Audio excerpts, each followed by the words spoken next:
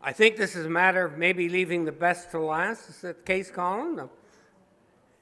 Oh, yes, it is.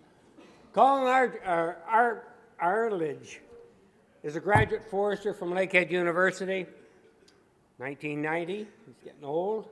He's worked as staff forester for CP here on the Black Sturgeon and the Dog River Matawan Forest. And since 93, he's been the founding partner with Mittig Forestry Services, where the delivery of GIS forest management products has been a focus. Since 96, he's lived in the Huntsville area and has been involved with the Great Lakes St. Lawrence Forest in management issues as they relate to GIS data management and forest management planning.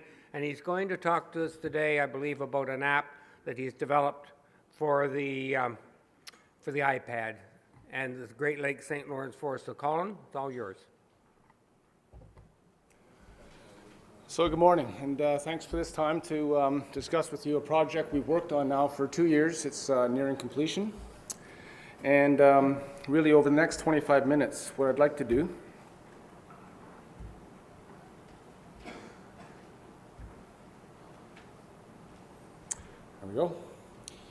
is to describe to you our project goals and the partners, the milestones, and the details of 2 iPad apps that were built specific to our needs in the Great Lakes St. Lawrence. It's been an interesting project and has produced good results, as you'll see.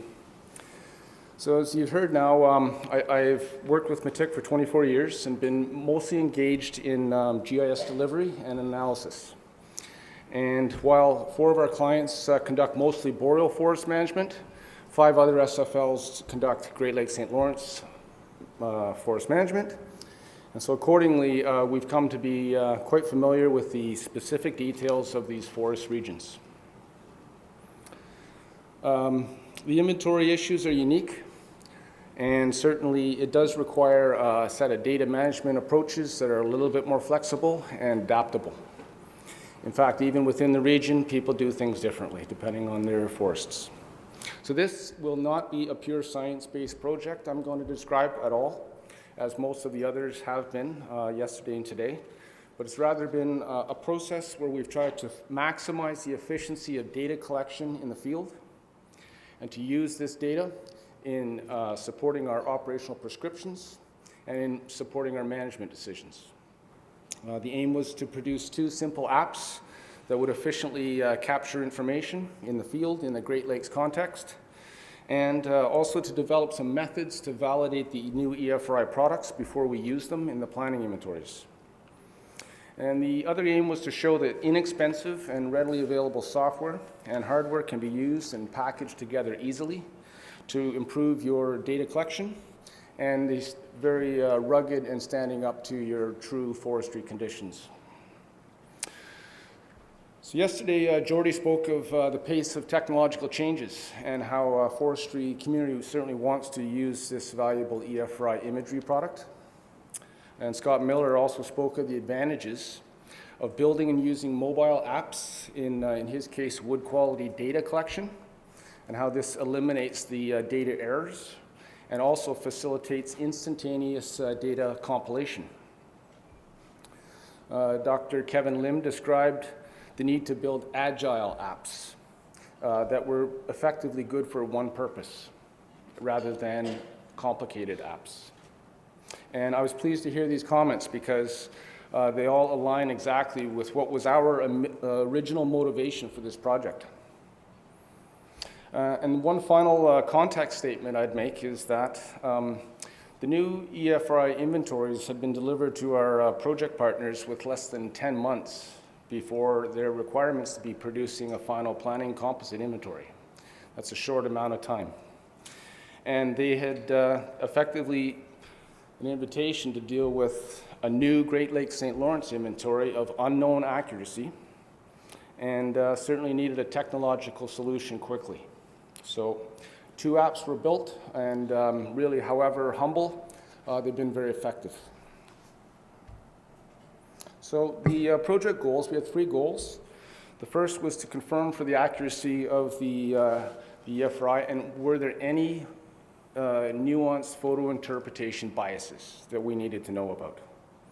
The second goal was to develop 2 iPad apps that would allow for certainly the real-time display while navigating of your EFRI imagery, and also at the same time to make for the collection of Great Lakes specific parameters. The third goal was to provide for training opportunities and tech transfer to our practicing Great Lakes foresters. Also to maximize the use of their data immediately while they're making their forest operations prescriptions in the stand, not back in the office. And these goals have been achieved. So our rationale was that this all had to be with inexpensive and openly available hardware and software. It had to be easily adopted and intuitive for everyone to use, and expansive. And by that, I mean that many other apps could be built on this same platform. This has also been the case. So the use and the adaptation of these apps has exceeded our project's initial expectations already. The tech transfer and adoption of the apps has already now extended on toward the Algonquin Forest Authority and to Bancroft Minden as well. Hit it, buddy. Okay, so all credit for this project and the development of these apps belongs with Marty Martel. Marty's worked with MTIC for 20 years now and has offered Westwind Forest Stewardship, GIS, and silvicultural services since 1997. And so accordingly, Marty has a very unique and a very deep understanding and a perspective on the Great Lakes St. Lawrence data issues and their management implications. So he's developed both these apps in concert with the project partners. And again, thanks to Marty. So 4 organizations collaborated on this project: MTIC, Westwind Forest Stewardship, Nipissing Forest Management, and the Vermilion Forest Management Company in Sudbury. These organizations, we've all worked together now since 1997 and have fairly deep experience with the Great Lakes St. Lawrence issues. And you know, this 20-year history has really been an asset because it was an exchange of ideas on how best to proceed here. And in knowing the parties, it made it easier. So the EFRI branch was also a partner in the sense that they'd contributed ongoing communications with us, and were very helpful in clarifying the EFRI anomalies and issues as we encountered them.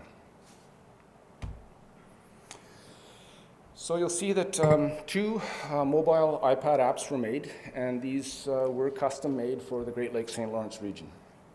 And they provide detailed information that is not available in an EFRI. This information is actually critical to your prescription writing. The cruisers certainly are empowered now to be able to navigate using the EFRI or SAP imagery as they cruise.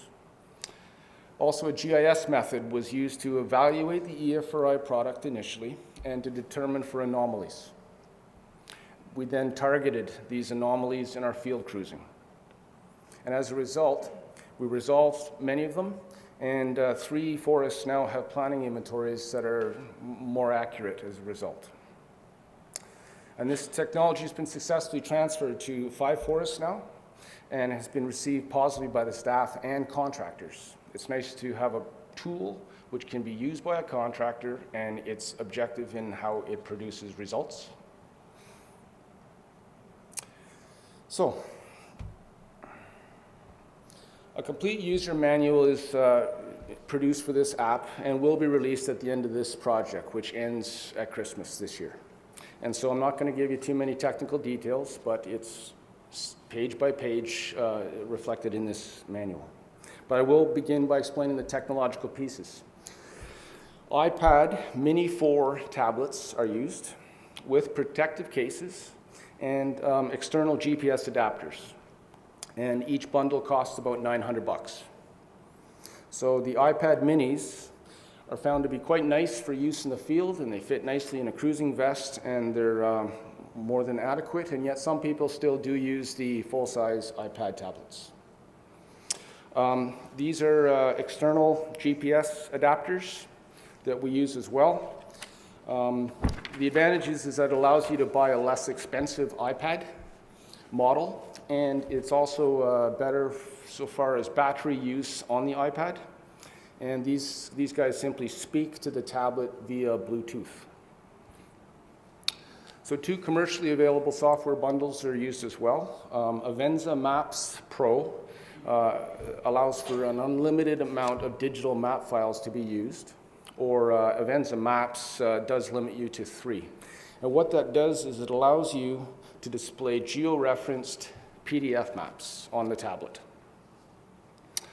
FileMaker Go 16 is a free piece of software that is used on the iPad to simply operate the apps. And then finally, FileMaker Pro PC software was used by Marty. So that's the development software that is used, it's commonly available software used to build iPad apps.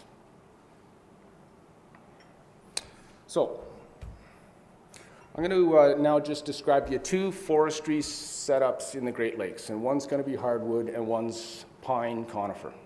And for the next few minutes, I'll describe how we proceeded. So this map here shows target survey areas on the Nipissing Forest in the gold boxes. I don't know that, you'll see a bunch of gold boxes here. This large area has been cruised, and the primary focus was to focus in on the hardwood sites. Hardwood management requires decision support in terms of knowing what is, the wood profile in terms of quality, size, distribution, etc. And some of these areas have had past management activities. So let's begin, and let's assume that you and I both want to do a hardwood cruise for a moment. The very first step would be in facilitating your navigation in the field would make yourself a map file that is using the EFRI imagery or otherwise, and other GIS themes. So you can put on the stand boundaries, attributes, streams, contours, whatever. There is no limit to how you produce this map. And any and all of your GIS data is used, and that's an advantage because depending on the purpose of your cruise, you will make a different product to load onto the iPad. And as you will know already, the infrared is superior for hardwood and conifer differentiation. So depending on your purpose, you custom make your map. Ultimately, you simply export them out of ArcMap or a series of them as geo-registered PDF format, and then you load them onto your iPad using Dropbox, iTunes, or email. So this would be the opening page of the app, and the main page, once you begin a cruise in the forest, you begin certainly with some questions. You will have some knowledge gaps, and they may include, so which silvicultural system best fits? Is this selection? Is this hardwood shelterwood? Is this a mixed wood even age thing? We're not sure at this point. What's the tree size and quality profiling? Is it consistent? Is it spatially distributed? Is the EFRI accurate? And should the stand be scheduled for the plan? So conventional prism cruising is used to describe the tree species, qualities, sizes, and so on. And of course, upon beginning the cruise in your first plot, you get some information. And a second plot, you get more, and so on. But really, you're likely only to have an initial set of impressions. 1, is this stand really homogeneous? Or 2, boy, it's not homogeneous, and I need to do further investigation here. So, one critical strength of this app approach is that it allows you to instantly compile all of your summary data and see it while you're standing in your plot. And that helps to inform your opinions.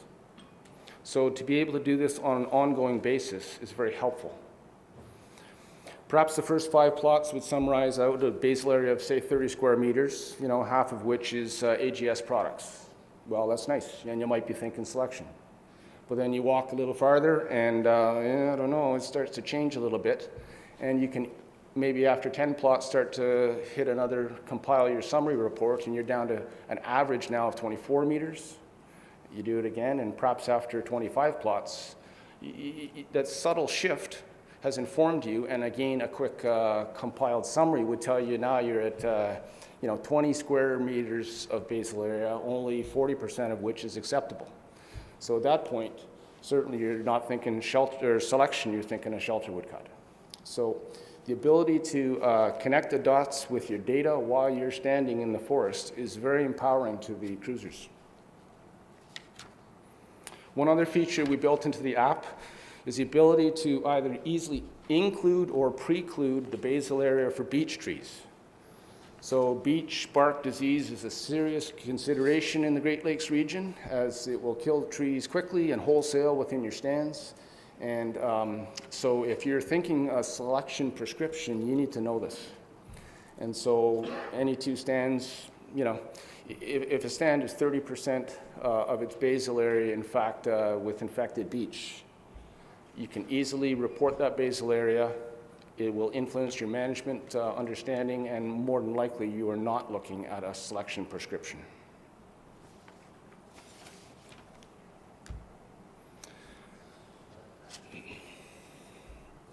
So specific regeneration pages exist as well for both hardwood and conifer, and these document the scope and the distribution of the regeneration. Also, we codify the competitive status and at each plot, and you can easily produce your self-reports. As you see here, it's one of 4 buttons to simply easily produce a report. So this is an individual plot summary, and it's actually valuable in understanding the variability within the stand across all your plots, because you will see variability amongst product distributions, development stages, and regeneration status. This is the full summary report. It's standardized and it includes all of your data, so possibly 25, 30 plots of a stand compiled along with your stand comments. And it's used immediately and directly in our forest operations prescriptions. So these are just PDF formatted files that you would transfer to your office computer via Wi-Fi and print it and include it with your prescription, because this is the data set. All data is also exported in Excel format, if needed, for your GIS. Excel format was selected because it's universally and easily used by almost everybody, and it integrates nicely with other software. So this screenshot does show the couple of futures apps, the PDF reports, and the Excel data files that were created. But you'd notice there are a couple of other apps there as well that have been built actually outside of this project since we began. So that would be an example of what I call expandable technology. I'll describe that later.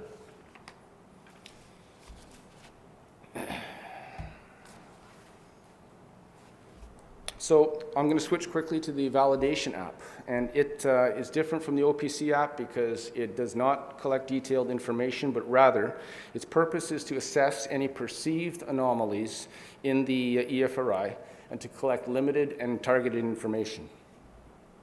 So your new EFRIs upon delivery need to be tested for anomalies, and the first step is GIS. And so effectively you compare your planning inventory with your new EFRI for every attribute, and you do this spatially and aspatially. And then you determine whether you have anomalies. And we call these V flags or validation flags. And these are the areas and themes for which we will pursue field verification. I'll give you 4 examples. For example, where was an area once called protection forest, but now it's not? Where's an area that was, say, used to be called non-productive and now it's regular production? Where are these areas where supplemental information was used or not by the photo interpreters as it related to our past activities? And, where is the stalking crown closure a little bit crazy? So each forest has its own V flags, and you end up mapping them. Here's an index map of the surveying that was done on the Sudbury forest in the gold boxes again. So Sudbury chose to concentrate its efforts on looking at the white pine situation in areas that had had no previous management. So effectively virgin pine areas where they had only the EFRI to rely upon. They have an upcoming 2020 plan. And the goal was to determine whether this EFRI-based aging of the pine cohort was accurate. And so they surveyed 2,100 hectares of suspect areas, we'll call them. They were V-flagged for a variety of different reasons. And at the end, it was determined certainly 60% of these areas were appropriate for the 2020 plan, and yet 40% were not. And that's not to say 40% of the entire land base is off. It's saying that when we shortlisted down to suspect areas for particular reasons, that's what we focused on surveying. And thankfully, we're not planning on putting those in the plan. So the trends observed for these no-go areas were generally that the actual ages and stocking values were younger and lower than what the EFRI had predicted. And we'd heard in Doug Reed's work just earlier, interestingly, a similar trend. So photographs are taken routinely during a normal cruise as well, and provides documentation from within the stand. And this is very easily done on an iPad, and is nice to have the integration of this technology. There's an example of a stand that clearly, we had reason to check this one out, and that is not a 104-year-old pine stand. So this screenshot shows the app screen, a couple of your inputs, as well as comments from your foresters. And generally, not wanting to generalize here, the two-tier description of canopies has been problematic for us on all three forests in differing ways.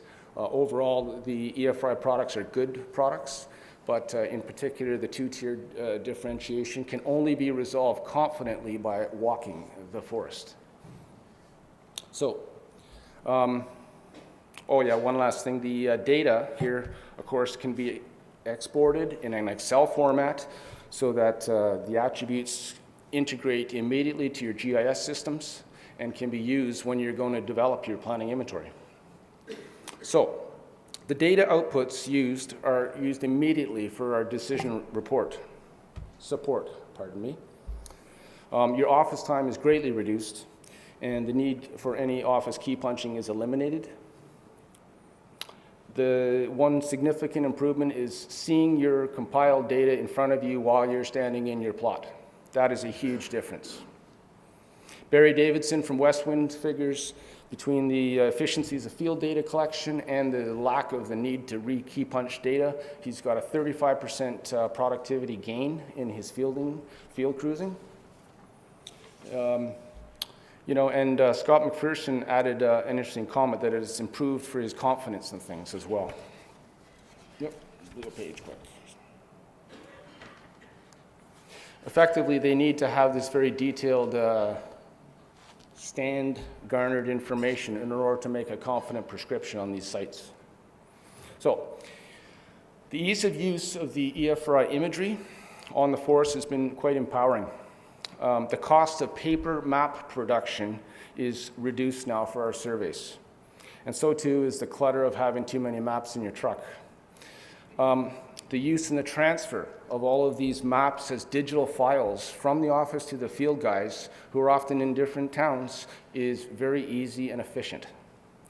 The quality control in your field data entry using your drop-down app menus is exact. And that makes it your GIS integration is very efficient. There's no more cleaning up data. And your planning inventory development is supported by real data here. The platform's useful for taking photographs and supplementing your documentation. The training of the staff has gone very well because most know iPad technology already. So one other lesson learned related to the communications with the EFRI branch. And Jordy and his staff have been very good. They've arranged for 2 post-delivery EFRI meetings with Vermilion staff and Nipissing, and the contractors who did the work, and others. And these have been tremendously valuable in terms of understanding why we had the nuances that we did. We did have anomalies. We did have questions about stalking and crown closures and that, but in understanding all parties, it allowed for us to move forward. And that's how we were able to adapt towards solutions.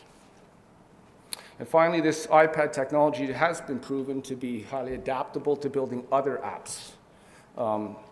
You know, a number of others have already been built, including silvicultural effectiveness apps, a herbicide assessment app, an aggregate pit monitoring app, and a water crossing inspection app. Certainly outside of this project, but and certainly the Algonquin Forest Authority have already you know, taken hold of this, changed it for their needs, and so has the Bancroft-Minden SFL. The AFA specifically commented on the ease of use of FileMaker software in order to customize the apps for their own particular needs, and how they envision doing this very much more so in the future. So, in concluding, I feel that this is a really good and emerging platform. It is inexpensive, and you know, if you have 40 forests, you're going to want 40 different apps because everyone's going to want to do it slightly their own way, and that's fine because FileMaker is easy to use. It's not a high investment, and what you will find is that with that little investment, you're going to improve your data collection productivity, and you're going to improve the efficiency when you integrate that field information back into your GIS systems. So overall, it's sort of a win-win situation. So thanks for the time to explain this, and I'd encourage interested parties to pursue it.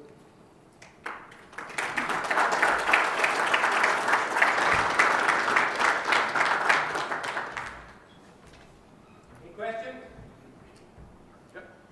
So the validation, is it automatic or is it you entered where you want it to go, or is it automatically done by the app?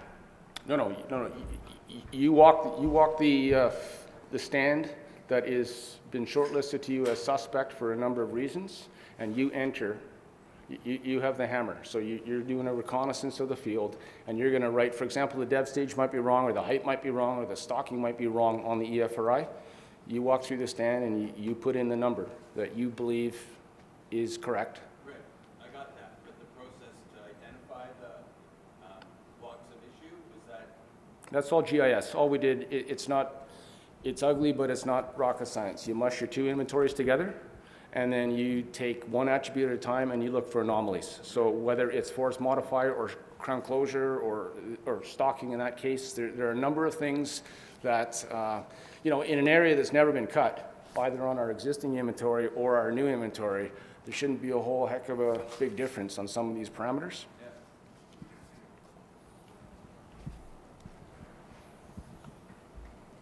Thanks again. Colin, thank you very much.